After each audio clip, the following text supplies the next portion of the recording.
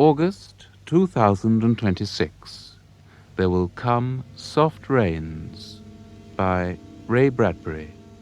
Adapted for narrator, vocoder, and synthesizer by Malcolm Clark.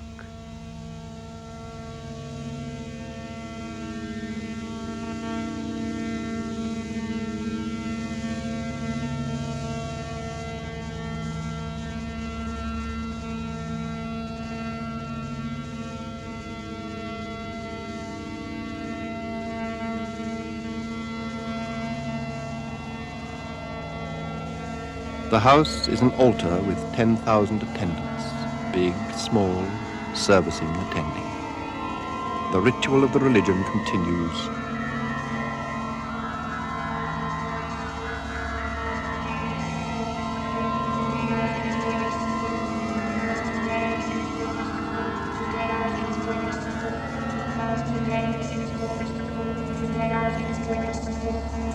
Today is August the 4th,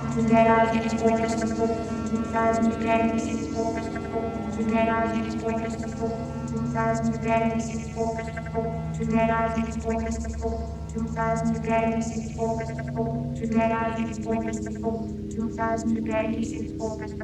Today is August the 4th, 2026. Today is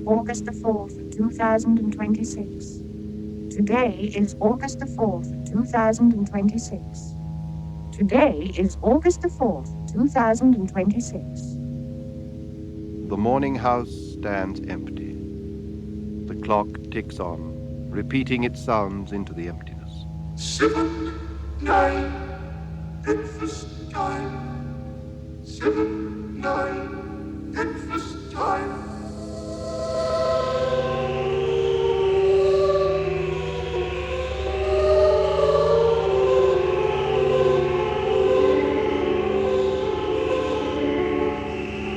In the kitchen, the cooker gives a hissing sigh and ejects from its warm interior 16 slices of bacon, 2 cool glasses of milk, 8 pieces of perfectly browned toast, 8 eggs and 2 coffees. Today is August the 4th, 2026. Today is August the 4th, 2026. Today is Mrs. Featherstone's birthday. Today is the anniversary of Talita's marriage. Today, insurance is payable, as are the water, gas, and electricity bills.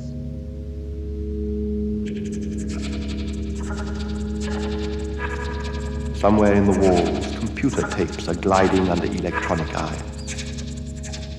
It's after 8. Tick-tock. It's after 8. Tick-tock. Off to school. Tick-tock. Off to work. Tick-tock. Don't be late. Tick-tock. It's after 8. Tick-tock. But no doors are slammed. No carpets take the soft tread of rubber heels.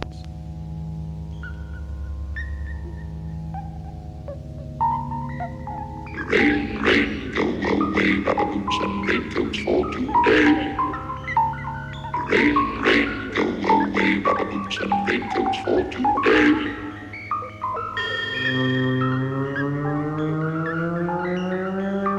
The garage door lifts and reveals inside a waiting car.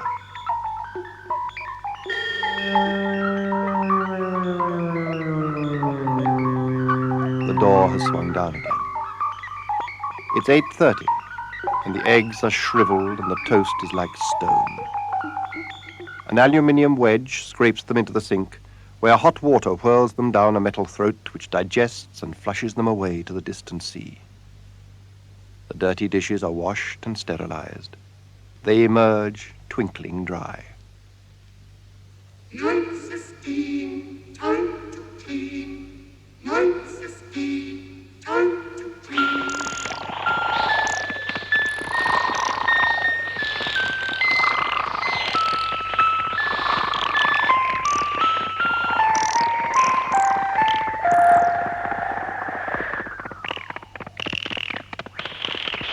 Out of warrens in the wall dart tiny robot cleaning mice. All rubber and metal, they thud against chairs, whirling their moustached runners, suck at hidden dust.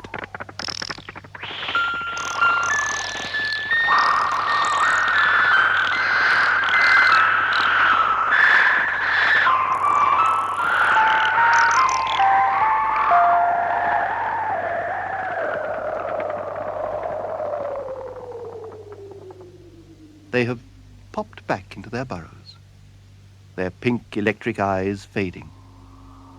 The house is clean.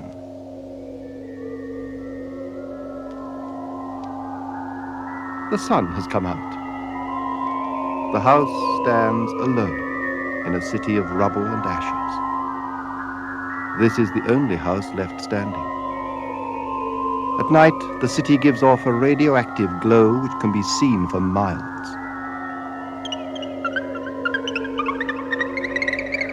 The garden sprinklers fill the morning air with scatterings of brightness. The water-padded window panes on the charred west side of the house have been burned evenly free of their white paint. The entire west face of the house is black, save for 5 places. Here, the silhouette in paint of a man mowing the lawn. Here, as in a photograph, a woman is bent to pick flowers. Still further over, their images etched into the wall in one titanic instant, a small boy, hands flung up into the air. Higher up, the image of a thrown ball, and opposite him, a girl, hands raised to catch a ball which never came down. 5 spots of paint remain. The man, the woman, the children, the ball. The rest is a thin charcoal layer.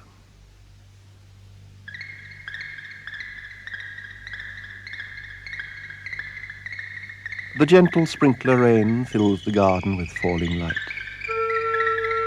Until this day, how well the house has kept its peace.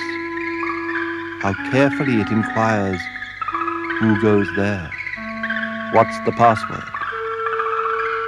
And getting no answer from lonely foxes and whining cats, it has shut up its windows and drawn its curtains in an old maidenly preoccupation with self-protection, which borders on a kind of mechanical paranoia. The house quivers at each sound.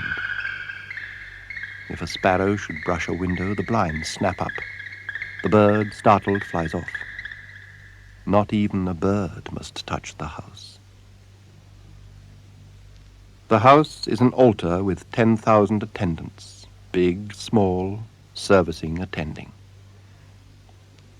But the gods have gone away, and the ritual of the religion continues senselessly, uselessly. Tick-tock, 12 o'clock. Tick-tock, 12 o'clock. A dog whines on the front porch. The door recognizes the dog's voice and opens. The dog, once huge and fleshy, has now gone to bone and is covered with sores. As he moves through the house, he leaves a trail of mud. Behind, angry mice, angry at having to pick up mud, angry at inconvenience. The offending dust, hair, or paper is seized in miniature steel jaws and is raced back to the burrows. From there, it is fed down tubes into the cellar and into the sighing vent of an incinerator, which sits like evil Baal in dark silence.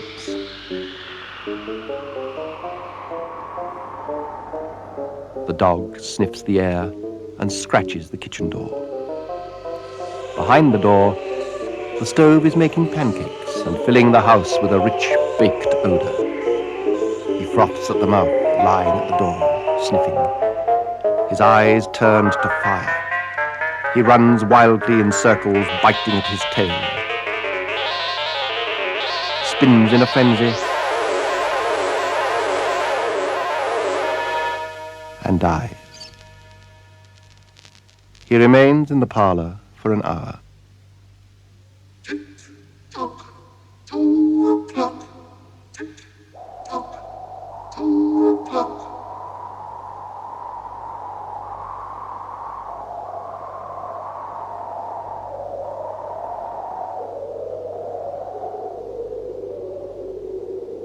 At last, sensing decay, regiments of cleaning mice emerge, humming along as softly blown grey leaves in an electrical wind.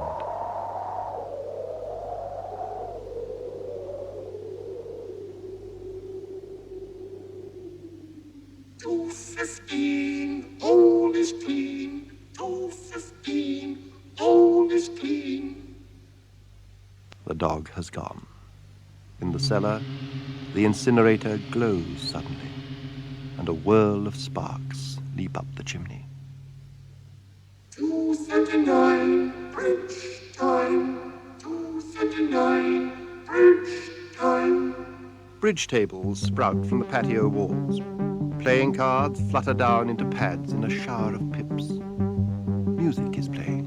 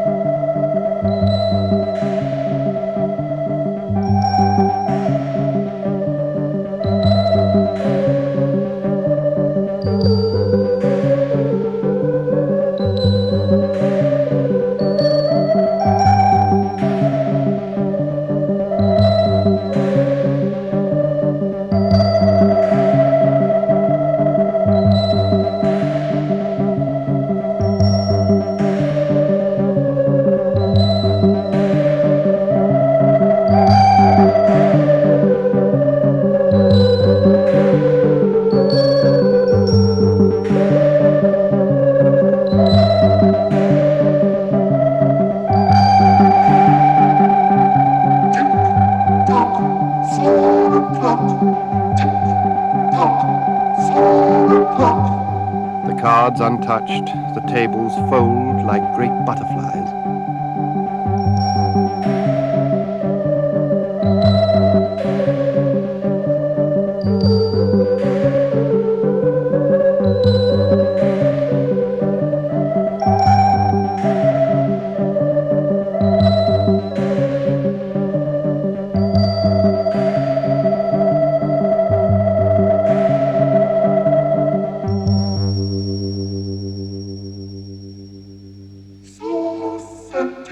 Into the nursery.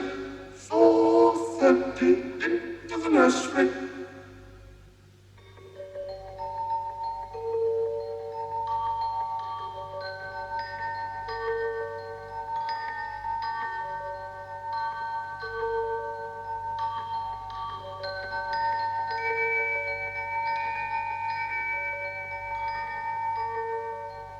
In the nursery, animals are taking shape. Yellow giraffes, blue lions, pink antelopes, lilac panthers cavorting in a crystal substance. The walls are glass. They look out on color and fantasy.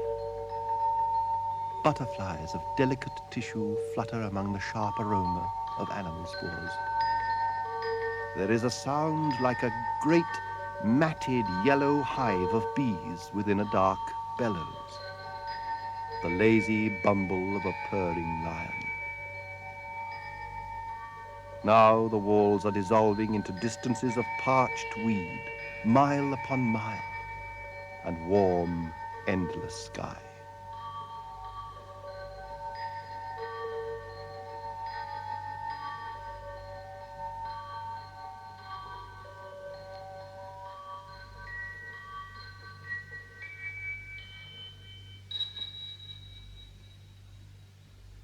It was the children's hour.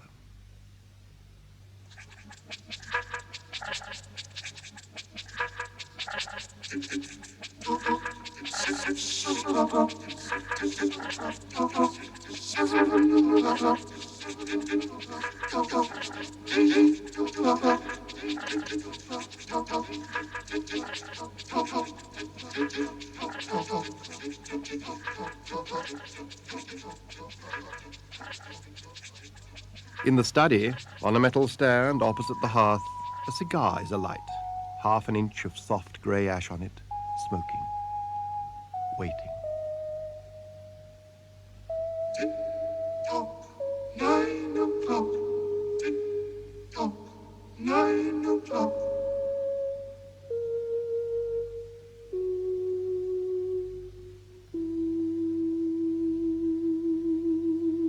The beds are now warmed.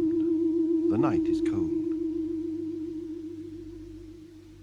Mrs. McLennan, which poem would you like this evening?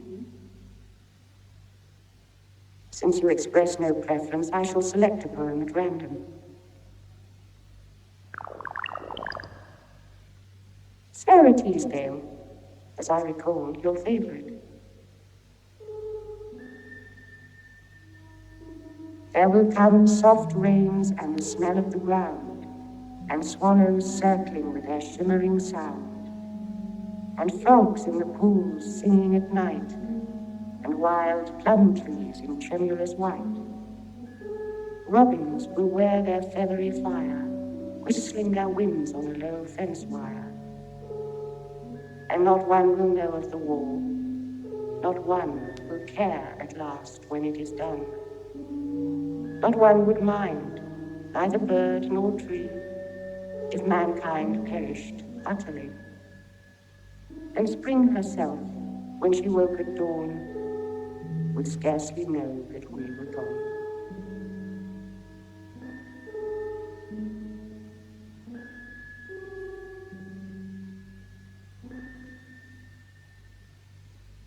Tick-tock, 10 o'clock.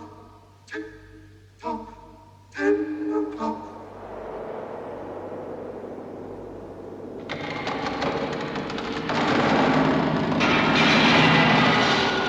A falling tree has crashed through the kitchen window. Cleaning solvent, bottled, shatters over the stove. The room is ablaze in an instant. The house begins to die. Fire, fire, fire, fire, fire, fire, fire, fire, fire, fire. The house is trying to save itself. Doors spring tightly shut, but the windows, broken by the heat, allow the wind to suck upon the fire. 10 billion angry sparks move with flaming ease from room to room, and then to the stairs. Water rats pistol their water and run for more. The wall sprays let down showers of mechanical rain. But too late. The reserve water supply, which has filled baths and washed dishes for many quiet days, has gone. The fire crackles up the stairs. It feeds upon Picassos and Matisses, baking off the oily flesh, tenderly crisping the canvases into black shavings. And now, reinforcements. From the attic trapdoors, blind robot faces peer down with mouths gushing green chemicals. But the fire is clever. It has sent flames outside the house, up through the attic to the pumps there. The attic brain directing the pumps has shattered into bronze shrapnel. The house shudders, oak bone on bone, its bared skeleton cringing from the heat, its wire nerves revealed, as if a surgeon had torn off the skin to let the red veins and capillaries quiver in the scalded air.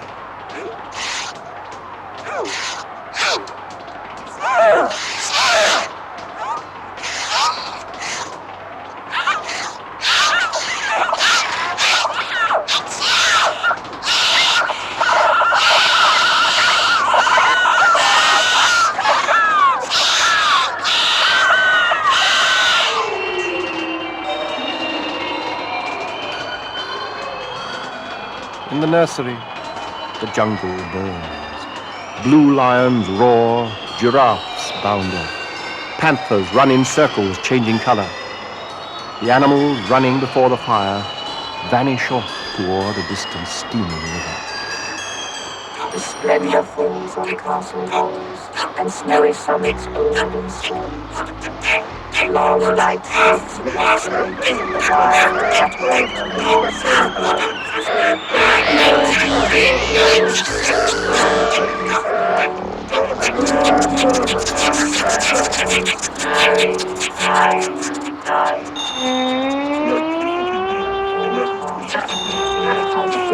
clear and thin and clear, far the from camp and scar the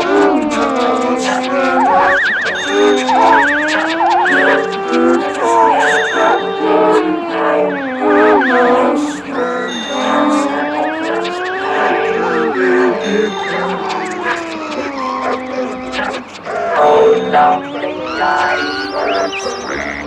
They take on Small high temperatures, rain, rain, come again, rain, come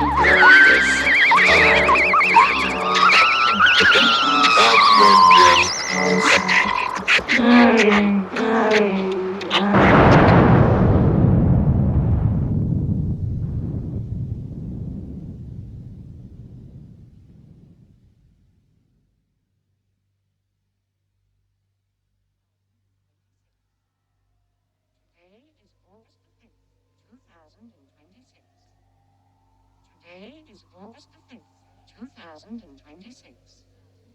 Today is August the 5th, 2026. Today is August the 5th, 2026. Today is August the 5th, 2026. Today is August the 5th,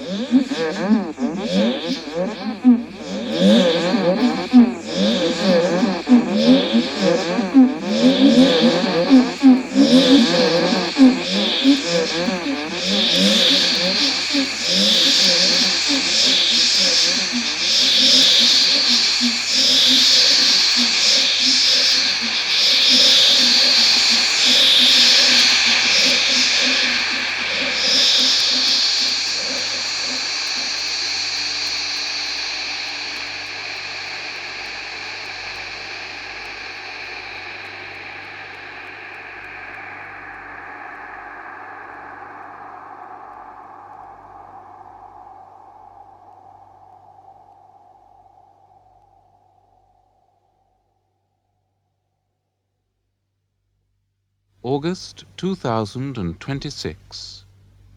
There will come soft rains. The voices were Eva Haddon and Jeffrey Siegel. Narrator, Garrard Green. Adapted and realized from the short story by Ray Bradbury by Malcolm Clark at the BBC Radiophonic Workshop.